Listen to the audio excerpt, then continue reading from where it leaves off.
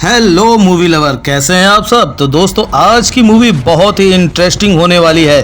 Channel पर नए हैं तो सब्सक्राइब कर लीजिएगा ऐसी ही धमाकेदार मूवी देखने के लिए। कहानी शुरू करते हैं तो मूवी की शुरुआत में श्रीलंका के जंगल का सीन दिखाया जाता है, जहां श्रीलंकन आर्मी एक आतंकी ऑर्गेनाइजेशन टाइगर्स का सफाया करने पहुंची थी। और वॉइस ओवर के जरिए हमें बताया जाता है कि टाइगर्स ऑर्गेनाइजेशन ने पूरे जंगल से कई जगह पर आतंक फैलाया हुआ है। हालांकि इन दिनों आर्मी टाइगर गैंग के लोगों को तो मार ही रही थी, साथ ही वो यहाँ जमीन में गड़ा खजाना भी ढूंढ रही थी, जिसके ऑर्डर सरकार से आए थे। फिर हम गाँव के कुछ लोगों को देखते हैं जिन्हें खुदाई के दौरान बड़ा सा बॉक्स मिलता है और उसमें सोने का खजाना था। ये देखकर वो लोग खजाना यहाँ से लेकर भागने की सोचते हैं, लेकिन आर्मी वाले उन्हें रोक लेते हैं। इसलिए ये गैंग मिलकर पूरी आर्मी वालों को मार डालती है और फिर ये सारा खजाना लेकर बोट के जरिए इंडिया के बॉर्डर पर आ जाते हैं। यहाँ पुलिस वाले इन्हें पकड़ लेते हैं और पूछते हैं कि कहाँ से आए हो। तभी इस गैंग का लीडर राणा तुंगा बोलता है कि हम श्रीलंका से आए हैं और हमें अब यहीं रहना है। इस पर पुलिस वाला हंसने लगता है कि मजाक है क्या जो तुम यहाँ रहने आ गए। पर इतने में राणा तुंगा अपने पास से 4 गोल्ड की प्लेट उसे दे देता है। ये देखकर पुलिस वाले को लालच आ जाता है। फिर वो उसकी सारी शर्त मान लेता है और राणा तुंगा की पूरी गैंग को नई पहचान के साथ इंडिया में रहने देता है और ये लोग आंध्रा में सेटल हो जाते हैं। अब हमें कुछ साल बाद का सीन दिखाया जाता है, जहाँ राष्ट्रपति के पास एक कोरियर आता है। फिर जब इसे राष्ट्रपति खोलती हैं तो उसमें एक लेटर रखा था, जिसमें लिखा होता है कि मैं तीसरी क्लास में पढ़ने वाली लड़की हूँ जो आंध्र प्रदेश में रहती हूँ। यहाँ हमारे गाँव में बहुत अत्याचार हो रहा है और अगर आपने एक्शन नहीं लिया तो हम जल्द ही मारे जाएंगे। इस बॉक्स में एक डेमो भी है, जरूर देखना। अब जैसे राष्ट्रपति बॉक्स में देखती है तो उसमें कई सारे गांव वालों के अंगूठे थे, जो देखकर राष्ट्रपति समझ जाती हैं कि मामला कितना ज्यादा गंभीर है। तब वो सीधा सीबीआई ऑफिसर सत्यमूर्ति को बुलाती है और वो लेटर देकर कहती है कि इस केस को तुम्हें हैंडल करना है और उन गाँव वालों पर कोई आंच नहीं आनी चाहिए। जो सुनकर सत्यमूर्ति गाँव वालों को बचाने के मिशन पर चला जाता है। इधर गाँव में जब एक किसान खेती कर रहा होता है तो उसे खेत में कई सारी लाशें मिलती है जिनके सर गायब थे। ये देखकर वो गांव वालों को इकट्ठा कर देता है और गांव वाले बस रोए जा रहे थे। तभी वहाँ पर एक नई पुलिस वाली विजय लक्ष्मी अपनी टीम के साथ आती है और ये नजारा देखकर उसके होश उड़ जाते हैं। तब वो गांव वालों से पूछती है कि आपको अगर किसी पर शक है तो मुझे बताइए, मैं उसे छोड़ूंगी नहीं। असल में विजय लक्ष्मी काफी ईमानदार ऑफिसर थी, पर यहाँ गाँव वाले डर के मारे किसी का भी नाम नहीं लेते। लेकिन इतने में एक बच्चा बोल पड़ता है कि इन सबको राणा तुंगा ने मारा होगा। ये सुनते विजय लक्ष्मी तुरंत राणा तुंगा के घर जाने लगती है। तभी उसके सीनियर का उस पे कॉल आता है जो कहता है कि तुम जहाँ जा रही हो गलती से भी मत जाना, वरना अच्छा नहीं होगा। जो सुनकर रास्ते में आधे पुलिस वाले गाड़ी से उतर जाते हैं कि जब सर उस आदमी से डर रहे हैं तो हमारी क्या ही औकात। पर विजय लक्ष्मी डरने वालों में से नहीं थी। वो अपनी लड़कियों की टीम के साथ राणा तुंगा को पकड़ने चल देती है। अब जैसे विजय लक्ष्मी उस घर में एंट्री लेती है तो वहाँ राणा तुंगा के लोग पुलिस की वर्दी देखते ही उस पर हमला कर देते हैं और विजय लक्ष्मी इन सबको चुन चुन कर मारती है। तभी अंदर से राणा तुंगा की बीवी भारती बाहर निकलती है और विजय लक्ष्मी के साथ उसके सभी साथियों को भी अंदर लेकर जाती है। यहाँ वो पूछती है कि आपको क्या चाहिए, लेकिन विजय लक्ष्मी तो राणा तुंगा को गाली देने लगती है कि मैं उसे ले जाने आई हूँ। ये सुनते ही भारती को गुस्सा आ जाता है और वो विजय लक्ष्मी को बुरी तरह से मारती है। साथ ही वो गुस्से में अपने गुंडों से सारे पुलिस वालों के कपड़े उतरवा देती है। तब यहाँ विजय लक्ष्मी और उसके साथी इतने लोगों के सामने कुछ भी नहीं कर पाती। फिर भारती उन्हें कहती है कि मेरा पति रावण है, उसका कोई कभी कुछ बिगाड़ नहीं सकता और अब तुम भी यही मेरी कैद में रहने वाली हो। इसके बाद हम एक आदमी को देखते हैं जिसका नाम था प्रताप। उसकी ट्रेन एक एक्सीडेंट के कारण किसी स्टेशन पर रुक जाती है और ट्रेन की मरम्मत होने में अभी काफी समय लगेगा, इसलिए प्रताप उसी स्टेशन पर घूमने निकल जाता है। लेकिन ये तो एक गांव था जो काफी ज्यादा बंजर पड़ा था। तब प्रताप वहाँ पास की दुकान पर जाता है और वहाँ इडली खाने लगता है। तभी वहाँ पर कुछ आदमी आते हैं जो गलती से प्रताप के प्लेट गिरा देते हैं। इस पर प्रताप उन लोगों से कहता है कि यार तुमने मेरी प्लेट गिरा दी, चलो कोई बात नहीं, अब सॉरी बोल दो, मैं दूसरी प्लेट में खा लूंगा। लेकिन वो लोग तो प्रताप से ही बदतमीजी करने लगते हैं और कहते हैं कि जा, जिसे बुलाना है बुला ले, हम किसी से डरते नहीं है, जानता भी है हमारे ऊपर किसका हाथ है। ये सुनते प्रताप को गुस्सा आ जाता है और वो उन लोगों को बुरी तरह से मारता है कि एक तो गलती की, ऊपर से मुझसे ही ऐठ के दिखा रहे हो। फिर वो उसी गैंग के आदमी से पूछता है कि अच्छा अभी तो मैं घूम ही रहा हूँ, बता तेरे पीछे किसका हाथ है। तब वो आदमी उसे सीधा अपने बॉस रेड्डी के पास ले जाने लगता है, जो कि उस एरिया का मंत्री था। इधर हम रेड्डी को देखते हैं जो आज अपनी बेटे की शादी फिक्स कर रहा था और रेड्डी भी काफी खतरनाक इंसान था। तभी वहाँ प्रताप आता है और पूछता है कि रेड्डी कौन है। फिर वो रेड्डी से कहता है कि अब तेरे आदमी की गलती की वजह से तो मुझसे माफी मांगेगा, लेकिन रेड्डी तो उसे धमकी देने लगता है कि अब तुझे कोई बचा नहीं पाएगा। तब गुस्से में प्रताप रेड्डी को भी पीट देता है, यहाँ तक कि उसके आदमियों को भी बुरी तरह से मारता है। ये देखकर रेड्डी कहता है कि तू जानता नहीं मेरे पीछे कौन है। ये सुनकर प्रताप कहता है कि चल अब मुझे उसी आदमी से मिलना है जो तेरे पीछे है, क्योंकि तुम लोग ऐसे नहीं सुधरने वाले।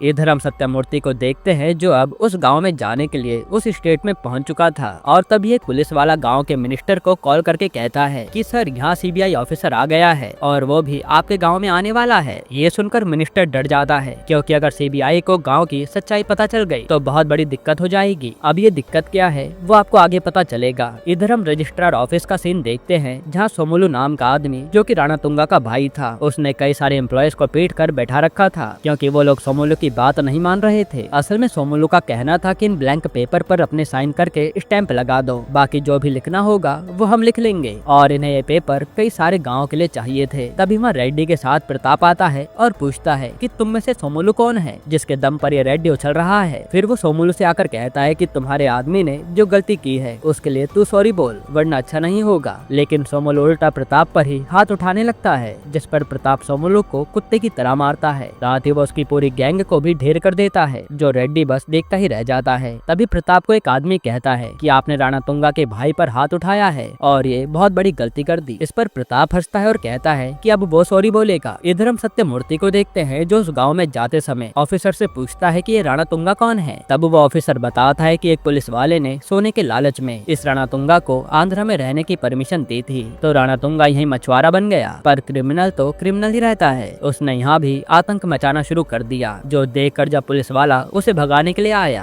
कि तू इंडिया में नहीं रह सकता, तो राणा तुंगा ने उसी पुलिस वाले का गला काट कर उसे मार डाला। जिसके बाद राणा तुंगा ने ऐसे ही कई लोगों को मार मार कर अब तक 40 गाँव में अपना आतंक बना लिया है और कोई भी डर के मारे उसके खिलाफ एक्शन नहीं लेता, क्योंकि राणा तुंगा सन की आदमी है जो कब क्या कर दे किसी को नहीं पता। यहाँ तक कि राणा तुंगा ने अपनी गैंग बड़ी करने के लिए गाँव के 18 से 20 साल के बच्चों को नशा करवाया है और अपनी गैंग में शामिल कर लिया है। फिर वो अपने परिवार को भी श्रीलंका से इंडिया में लेकर आया और अब वो यहीं राजा की तरह रहता है। इधर प्रेजेंट में सोमुलू को लेकर प्रताप सीधा राणा तुंगा के घर आता है और उसे देखकर सब चौंक जाते हैं कि इसने सोमुलू को हाथ कैसे लगाया। तभी राणा तुंगा आता है और सोमुलू को लगता है कि मेरा भाई अब इसे छोड़ेगा नहीं, लेकिन प्रताप ने पूरी बात बताते ही कि इसने मुझे सॉरी नहीं बोला तो मैंने इसका ये हाल कर दिया। तब राणा तुंगा उससे चुपचाप सॉरी बोल देता है और प्रताप खुश हो जाता है कि चलो अब मामला शांत हुआ। फिर प्रताप जैसे ही जाने वाला होता है तो उसे यहाँ पुलिस की वर्दी पड़ी हुई मिलती है और कई जगह पर खून पड़ा था। ये देखकर उसका दिमाग चलता है और वो पूछता है कि ये सब क्या है, जिसका कोई जवाब नहीं देता। इसलिए प्रताप खुद खून की बूंदों के पीछे जाता है और वहाँ कमरे में उसे विजय लक्ष्मी और उसके साथी दिखती है जिनके पास एक भी कपड़ा नहीं था। इसलिए प्रताप उन्हें वही वर्दी देता है, लेकिन इतने में राणा तुंगा के आदमी उस पर हमला कर देते हैं और राणा तुंगा भी प्रताप को मारने आ जाता है कि तू मेरे घर में घुसकर मेरे कैदियों को कैसे ले जा सकता है। जिस पर प्रताप कहता है कि एक बार मैंने तेरा गला पकड़ लिया ना तो तुझे कोई भी बचा नहीं पाएगा।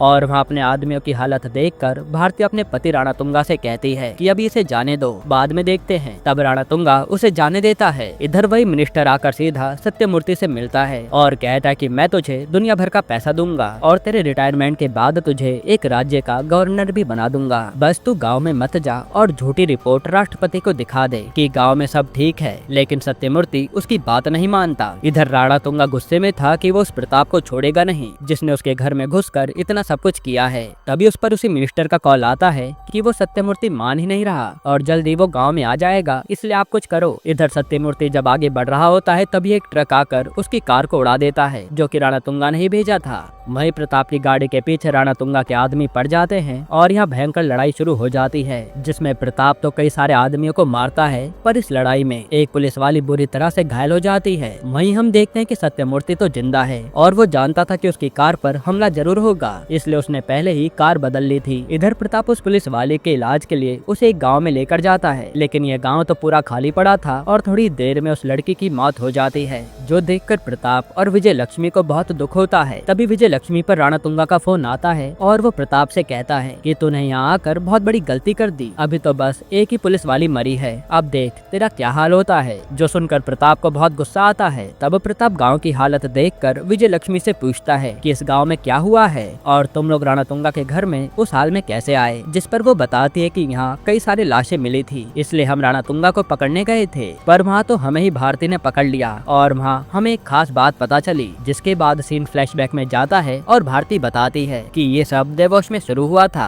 असल में एक विदेशी बिजनेसमैन ने मिनिस्टर से मिलकर बताया था कि आपके एरिया में एक यूरेनियम का अल्टरनेटिव मिला है, थोरियम, जिसको बेचकर आप हजारों करोड़ कमा सकते हैं और वो थोरियम हम आपसे खरीदेंगे। जो सुनकर मिनिस्टर मान गया था। फिर मिनिस्टर सीधा राणा तुंगा के पास गया और उसे बताया कि जिस एरिया में तुम राज करते हो वहाँ थोरियम मिला है और अगर उसे हम एक कंपनी को बेच दे तो हम कई हजार करोड़ के मालिक बन जाएंगे। जिस पर राणा तुंगा सोचता है कि फिर मैं भी इंडिया छोड़कर वापस श्रीलंका चला जाऊंगा और राजा की तरह रहूंगा, जहाँ सरकार भी मेरे अंडर रहेगी। इसलिए राणा तुंगा इस डील के लिए मान जाता है। बस उसे अब कैसे भी करके वो 30 गाँव खाली कराने थे जहाँ से कंपनी थोरियम निकाल सके। इसलिए राणा तुंगा लाइन से कई सारे गाँव जबरदस्ती खाली कराने लगता है और लोग डर के मारे चले भी जाते हैं। फिर एक दिन एक लड़की वीडियो बनाकर सोशल मीडिया पर डाल देती है कि हमें बचा लीजिए, ये राणा तुंगा सारे गाँव वालों को बेघर कर रहा है। अब ये वीडियो जैसे मिनिस्टर देखता है तो उसे गुस्सा आ जाता है और वो पुलिस वालों को भेज देता है कि उस लड़की को जाकर सबक सिखाओ। तब वो पुलिस वाला उस लड़की को खूब मारता है और पूरे गांव के सामने उसके कपड़े फाड़ देता है और गांव वाले भी कुछ नहीं कर पाते। अब सीन प्रेजेंट में आता है और विजय लक्ष्मी बताती है कि राणा तुंगा के लोगों ने हमें भी नहीं छोड़ा, उन्होंने हमारे साथ भी दुष्कर्म किया है। तभी वहाँ एक औरत आती है जो ये सब सुन रही थी और प्रताप जब पूछता है कि क्या एक भी गाँव वालों ने आवाज नहीं उठाई राणा तुंगा के खिलाफ, तब वो औरत बताती है कि एक गाँव ने हिम्मत की थी पर पुलिस वालों ने उल्टा उन्हें मारा था। फिर हमें दिखाते कि जब वो गाँव वाले मार खा कर घर आए तो आधे गाँव वाले वहाँ से जाने लगे कि जिंदा रहेंगे तभी सब सही हो पाएगा। तभी एक बच्ची आकर बताती है कि क्यों ना हम सीधा राष्ट्रपति को लेटर लिखें, शायद वो हमारी बात समझ पाएंगी। जिसके बाद ये लोग वही लेटर लेते हैं और अपने अंगूठे काट कर उसी में रख देते हैं ताकि राष्ट्रपति को भी इस प्रॉब्लम की सीरियसनेस के बारे में पता लग सके। फिर ये लोग अपने किसी जानने वाले के जरिए वो कोरियर भिजवा देते हैं। हालांकि जैसे वो लोग गाँव पहुँचने वाले होते हैं तभी राणा तुंगा और उसके लोग उन पर हमला कर देते हैं, क्योंकि उन्हें खबर मिल गई थी कि ये राणा तुंगा के खिलाफ कुछ कर रहे हैं। और जो बिना सर की लाशें उस किसान को खेत में मिली थी ना,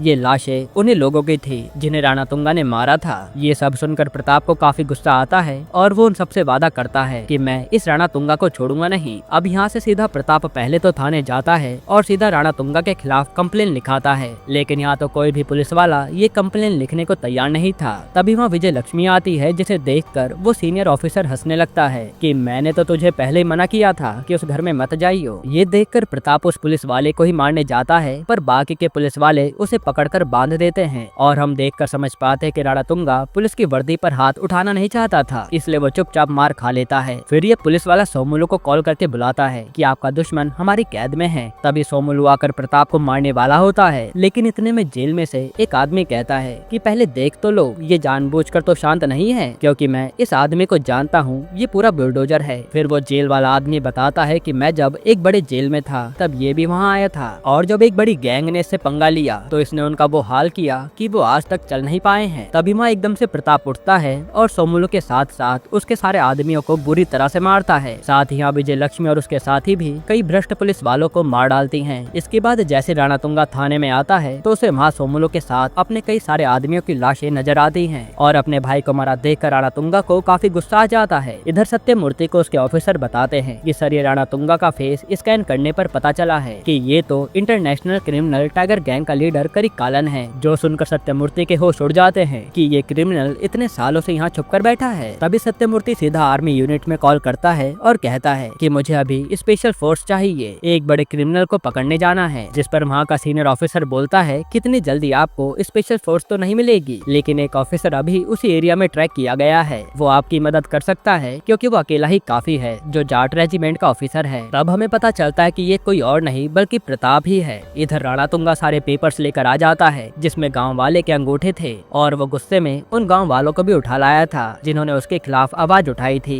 यहाँ वो बिजनेसमैन बताता है कि इस डील के बदले तुम्हें 25,000 करोड़ मिल रहे हैं, लेकिन उससे पहले राणा तुंगा कहता है कि मैं अपना बदला तो पूरा कर लूं। ये कहकर वो उन गाँव वालों को तड़पा तड़पा कर मारने लगता है। तभी वहाँ पर प्रताप एंट्री मारता है जो लाइन से राणा तुंगा के आदमियों को मारने लगता है। ये देखकर राणा तुंगा वहाँ बैठी छोटी बच्ची पर बंदूक तान देता है, लेकिन प्रताप जैसे तैसे करके बच्ची को बचाकर राणा तुंगा को बुरी तरह से पीटता है और फिर वो उसे भी लटकाकर जान से मार डालता है। वहीं भारती को जब विजय लक्ष्मी पकड़ने जाती है तो वो भी खुद को गोली मार लेती है। इधर सत्यमूर्ति भी पहुंचता है और राणा तुंगा को मरा हुआ देखकर वो सीधा राष्ट्रपति को कॉल करके कहता है कि हमारे आने से पहले ही एक सोल्जर ने ये वॉर खत्म कर दी है और वो ब्रिगेडियर बलदेव प्रताप सिंह है। जो सुनकर राष्ट्रपति भी खुश हो जाती है। यहीं पर ये मूवी खत्म होती है। हाँ तो दोस्तों, आज की ये वीडियो आपको कैसी लगी? अच्छी लगी हो तो एक लाइक कर देना, चैनल को सब्सक्राइब कर लेना और अपने दोस्तों के साथ शेयर जरूर करना। मिलते हैं नेक्स्ट वीडियो में।